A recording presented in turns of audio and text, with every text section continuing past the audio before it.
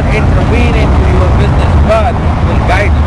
And he said, whoever follows my guidance, he will be successful in this world, he will be a believer, and when he come to me, he's going to be successful.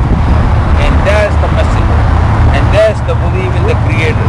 So the Noah was the prophet, Abraham was a big prophet, in a way, the father of many nations. God made a covenant with Abraham, gave it to his son Isaac and Ishmael. Isaac with Jacob and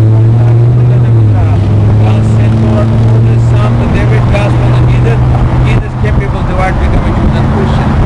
People who love Jesus and marry, they divide many churches, they Catholic, Protestant. People who reject Jesus, they call themselves Jews. Okay? But they're all children of Israel. God did not divide them. People divide themselves.